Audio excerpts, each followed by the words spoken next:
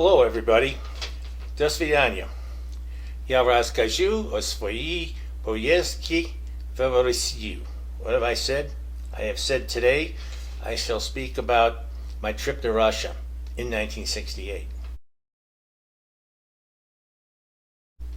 I hope there's some Russians watching this and Belarusians. And I know there's lots of Europeans and Canadians because 70% of my viewers are not from the United States. It started out with about 65% from the US. It's down to about 30-35.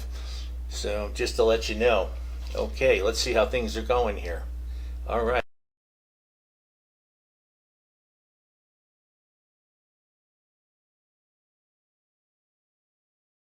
Are there any here from Russia or Belarus? Send me a comment. Say, here I am. I'm from this city. Anything else you'd like to say? And some of you, please subscribe. I got 45 subscribers. That's not bad. I'd like to hit 50. It's easier. Then you know when I'm coming on. You hit the alert. There's an alarm button there. You'll be notified that I have a new feature up. Okay. So, I'm only going to speak a little bit about this war thing in Ukraine because it's not really my bailiwick. Okay, really, this purpose of this video is to talk about the book for the most part. But in the future, we're going to end up the book today or the next time, and then I'm going to have occasional, let's say it might be weekly, discussions of what's going on in the news and any other things my old brain thinks of to talk about. Okay.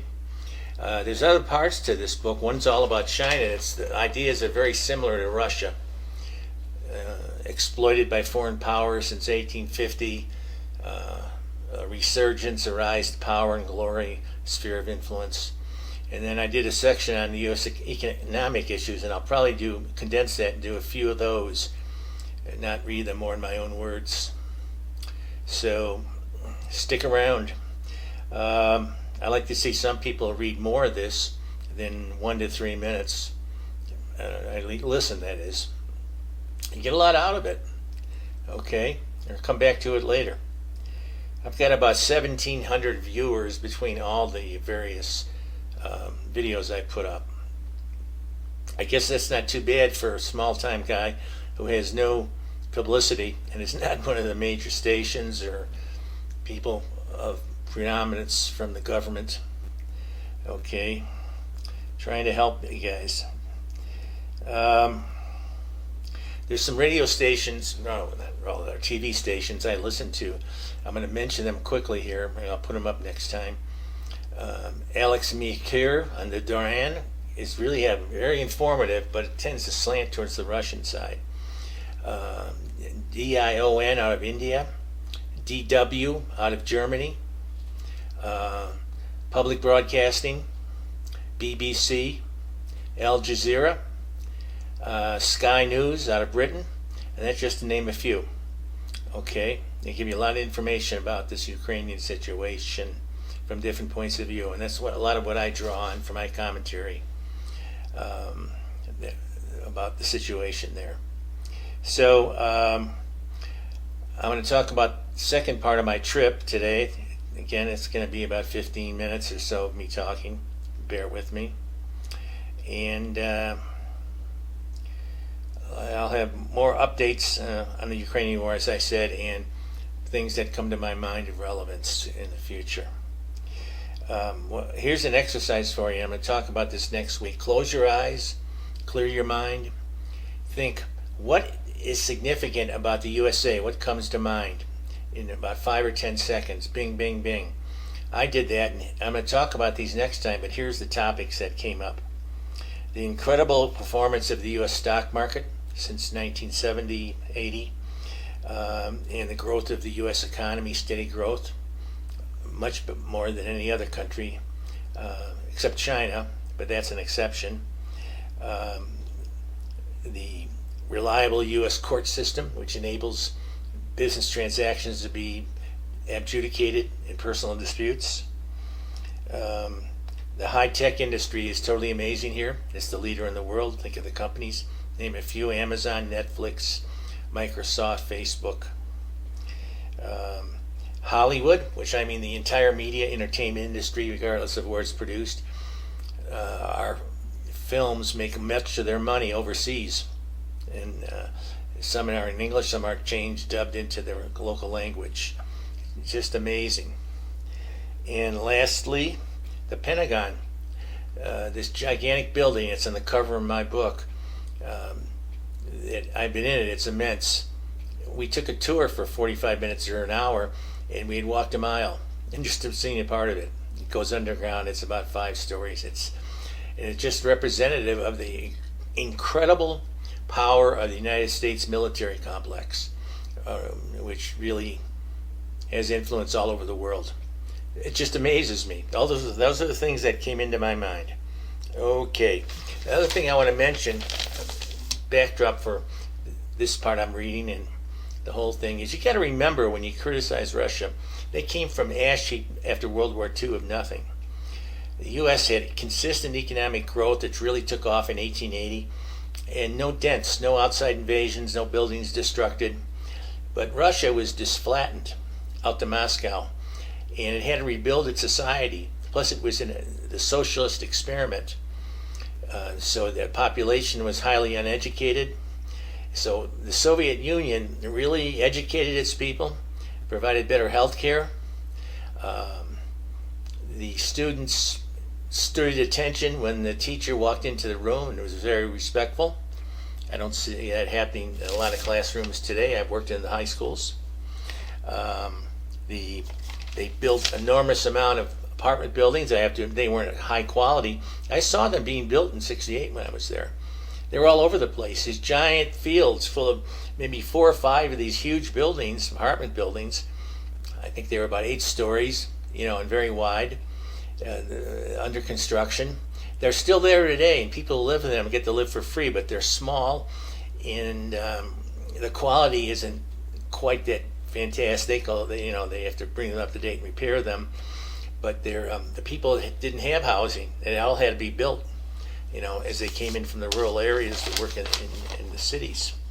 So the other part of this, is the health system was created for the average individual.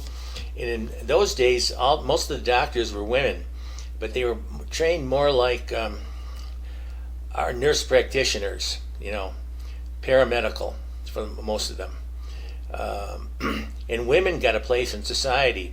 Women, socialist idea was to give women equal opportunity, and they did. They became, most of the doctors were women, teachers, not just teachers and nurses, but engineers. I knew a woman who worked for the Department of Defense that was doing research on optics from satellites. A couple others were like administrators and businesses. Women had opportunity to be in organizations, probably ahead of the time from the U.S. Okay, so anyway, moving on. Here we go again, sleepy time. You ready? Are you ready? I should have played music more. I forgot all about it. Maybe next time I'll play some Russian songs and some U.S. rock and roll. Maybe I'll get 1,000 viewers. So where are we going to start here? Okay. I did mention I'd like to go back to Russia. If the virus is gone or really diminished, and the situation in the Ukraine is resolved, maybe next May for a month, what I would do is I would fly to Helsinki. I want to spend some time in Finland. Take a train a few hours to Petersburg, spend a couple days there, then 6, 7, 8 hour trip to Moscow, spend 2-3 weeks there. Then Belarus to Minsk to Berlin and Copenhagen. I always want to see Denmark. Seems like a great country full of great people. And I admire their economic structure in what we'll call quasi-socialism, which is what I am, a quasi-socialist, whatever that is. I have socialist tendencies, but I know the free market seems to be the only way to equitably distribute most goods and services. There you go, a little lecture there. So as I was saying, I was a runner, so 800-meter runner. I almost ran in a race in Petersburg was Leningrad then. It was they were clubs. It was like the Leningrad Running Club versus a club in Helsinki or Finland, and it was a big race. It wasn't just like amateurs. They were people running good times. The meet director was going to let me run the half mile, and then he changed his mind. I think he realized that might be bad for him to have an American jump in there and win the race, and I would have probably been neck and neck with the winner who ran 150, which is a mediocre time for me. But it wasn't in the running season either. Here's some other key points of the trip, and I'll try not to be too boring here. Many people were always inquiring, this is the summer of '68 now, if the USA was such a great country, how come your leaders were assassinated? Martin Luther King, Robert Kennedy, and President John Kennedy. I had no answer. The Russian people said the American people were great, but the problem was your government. They still do. Well, that's what we say about Russia. But you got to take the whole thing, because that's what Russia's been most of its existence the last few hundred years. I don't know if it's going to change much. In 2 generations it might, when the current 20 to 35-year-olds are 40 to 50 and get powerful jobs. They seem to have a different attitude, open-mindedness. So we'll see. So we wandered around Moscow here and there in our free time. And one day, on a Sunday, about 8 of us came across a small storefront with a big map of Vietnam taped to the window. With all these different sites that I noticed them were battle sites. And wow, it was the National Liberation Front, or what we called the Viet Cong Embassy. Those were the South Vietnamese fighting against the South Vietnam government. We were invited in for tea and chocolates and seated at a long table. Their representative gave a gentle, candid talk about their point of view and said he was sorry some of us might fight there and be killed. Well, it shook me up, but I was amazed to be having this diplomatic experience while a war was raging halfway around the world. We also went to a ballet inside a theater inside the Kremlin. In the audience were many Chinese high-ranking officials in those high-neck, stiff khaki uniforms with red epaulets. It was very strange to be in a room full of people who were also considered enemies, anti-capitalist revolutionary states. And astounding to be with them right there in such a cultural, peaceful place. Also, the stores did not have cash registers, but they used an abacus to calculate purchases. You know, those round wooden balls on wires or on a piece of wood. Several times young Russians asked me to buy the blue jeans I was wearing right there for a high price, and also to send them cassettes with Beatles and other rock music. This was all illegal with stiff penalties. Ouch. The meat shop I went into had almost no meat. I remember a few large whole fish for sale. Consumer goods were shoddy. Shipments from Austria and Hungary had long waiting lines in the streets to purchase shoes.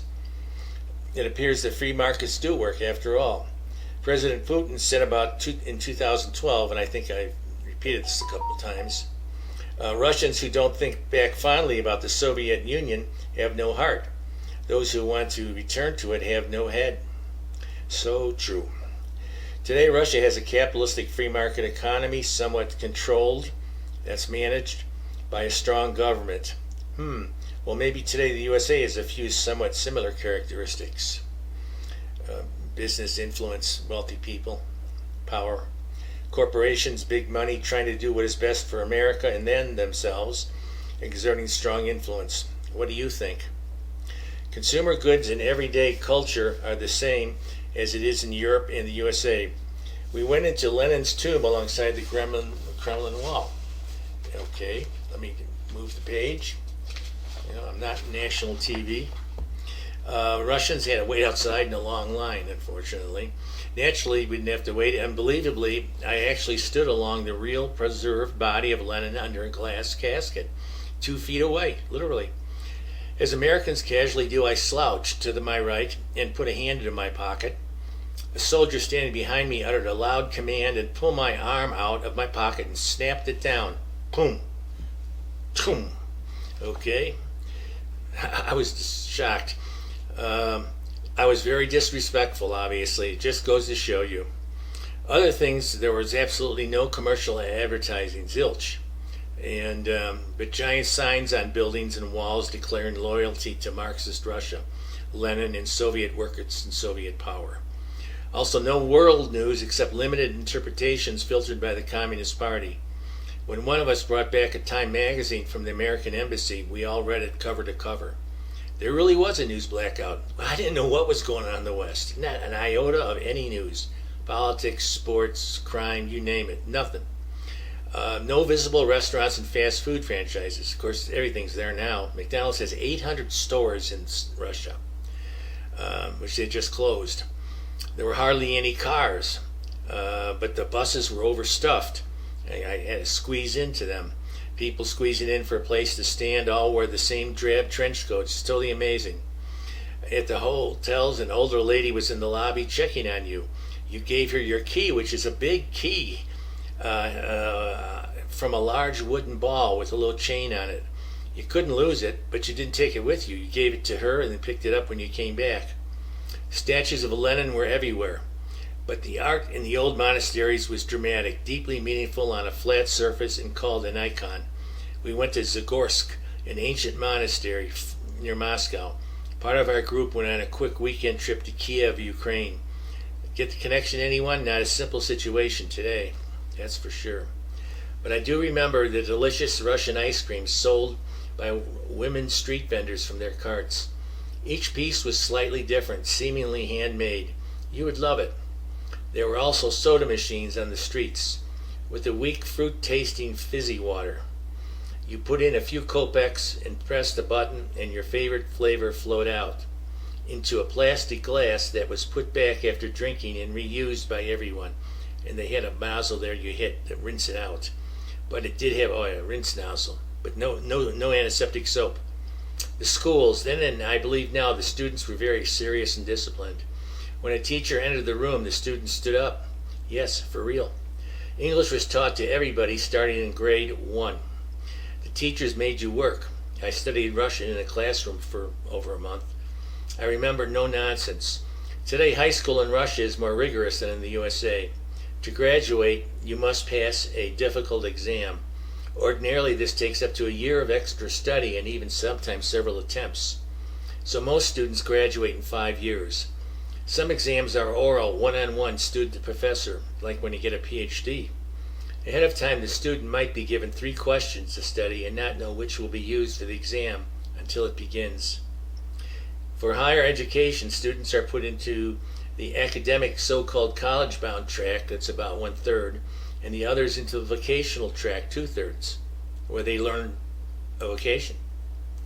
Today, many Russians attended vocational school and have productive jobs, important to building a socialist Soviet society then and now a free market economy. Many people were granted their own modest apartments by Western standards after the demise of the Soviet Union in 1992 and still own them today. They were owned by the state during the Soviet era. They pay only for utilities. These 2-bedroom apartments are about 500 to 600 square feet, and a 1-bedroom 300 to 400 square feet, half the size of U.S. apartments. But they are comfortable but look tired, a little run down. Outside they are all a boring similarity as Soviet authorities tried to create an egalitarian socialist state in the past. And they didn't have that much money to make deliciously elaborate landscaping and apartment features. Okay, we're getting there. Hang on. Well, the trip to Russia began to end and we flew to Vilnius, which is the capital and ancient city of Lithuania. A wonderful place. Here we met a stranger, and this is interesting. Spy stuff. Here we met a stranger who attached himself to us. Why, I don't know. He had blonde hair and a German father, probably a German World War II soldier. Who's surprised? He drove in an expensive large motorcycle, very unusual in those days. Our group used to talk about politics at night, and he would say, "Hush, quiet, they might be listening." It's like something you see in a TV show. Strangely, he sent me a letter to my home in the USA sometime later with a picture. A few years later, in 1970, I was undergoing a top-secret security clearance for an Army intelligence post. And guess what? The Defense Intelligence Agency knew about this and asked me a few questions. It still amazes me. Some might say I and some of the students were being sized up as possible Russian future sources. And don't kid yourself. Russia has always had a very effective intelligence service. What if I or another student had a long career in the U.S. Foreign Service State Department and then maintained an open mind to Russian ideas? And I almost did that. A career in the Foreign Service or in the CIA as an analyst. That was my interest. Then we took a train, a Russian train. Boy, was that neat. Had a big red star in front, like in Dr. Zhivago. It was a steam locomotive. It was a steam locomotive with a giant red star. It was impressive. And it was just marvelous going on this train across Europe. We stayed in a compartment for 6 people facing one another. And we didn't have to stay overnight. I think it was pretty much an 8-9 hour trip from Vilnius to Warsaw, maybe a little longer, morning to evening. Outside was a passageway alongside the train windows, which were open, no air conditioning. The interesting point is that when we got to the Polish border, which was in a peculiarly bucolic, beautiful meadow, there was a trestle overhead. You know those trestles and trains? And there were actually armed soldiers marching back and forth. They had their AK-47s. And it really surprised me that these two countries, which were part of the Warsaw Pact and allies, joined together, would have such an autocratic, highly threatening border patrol. We spent an hour there. While the train was investigated, we also had to show, of course, our passports. I couldn't understand why that would be, but it shows you something on the strictness in the tightly wound Soviet system. It wasn't all that friendly, but looking out maybe a quarter mile, there was an old small church and a spire. And believe it or not, a woman dressed like what I would call folk dress, with a babushka over her head, was on a hay wagon being pulled by some horses on a dirt road in a meadow. I couldn't believe in that day and age this is how agriculture was being done. A hay wagon pulled by a horse in 1968. I also visited a Russian collective farm, which was very modern, clean, and tidy, with a large staff of workers trained by the Russian state to farm. They had new tractors and modern mechanized farm implements, but agricultural output could not keep up with the USA. So then we went to Warsaw. I'm going to abbreviate this. It had a lot more luxury goods than Russia, and the Soviets had built a large spiral pointed skyscraper office building, the only really large building, a high one in the whole town, in the city center, what the Poles called their gift from Russia. The Poles were not happy being controlled by the Soviet Union, I can tell you that. But the food, remember, I went to Polish weddings when I was little. What a difference and improvement from Russia. In Russia, most of the meat was nondescript, plain fried cutlets of some sort, mystery meat. We called it. The vegetables were peas, carrots, cabbage, pickled beets, often mixed in dishes in Russia, and it was salad with a sour cream-like dressing and boiled potatoes. It tasted good, but the meals were monotonous, and all were served with black rye bread. But the beet soup borscht was delicious. But when we arrived in Warsaw, we were treated to a feast identical to the wedding banquets I had been in as a child and a young man in Chicago. Steaming plates of ham, beef, Polish sausage, mashed potatoes, gravy, carrots, cabbage, and breads and rolls. Wow. Sounds good. I could go for that right now. I've been thinking about Polish sausage, red cabbage, and boiled potatoes. Wow, we don't have much of that out here in Albuquerque. I go back to Milwaukee, Wisconsin. So we moved on. We pulled into East Berlin in the evening. I remember I saw some Russian soldiers out the window, and I shouted, "How are you, soldiers?" in Russian. And one of the soldiers turned and looked at me and shouted back in Russian. And then we spent some time in East Berlin, which was totally bombed out. And this is 23 years after the war ended. It still looked like it hadn't been rebuilt since World War II. Empty areas all over. No new buildings. Whereas West Berlin was a beautiful, bustling commercial city full of people with handsome clothes. And there was a giant Coca-Cola sign as we moved from East to West Berlin through the Vandenberg Gate. I think that was it. It was just totally amazing. I actually liked the buzz and the excitement of this giant neon sign after having none of this for 5 weeks in the Soviet Union.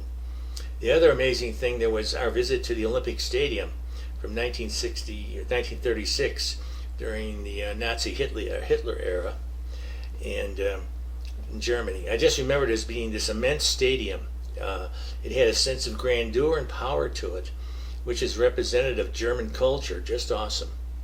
Here's where Jesse Owens of the USA, an African American athlete, black man, won his gold medals.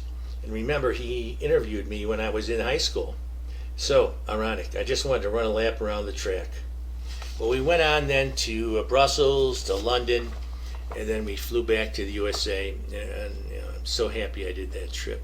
Then I went to Olympic training camp for 2-3 weeks, and I did okay. I didn't make the finals. I wasn't ready, and then I got sick 2 days after I left with strep throat, so that might have been wearing me down.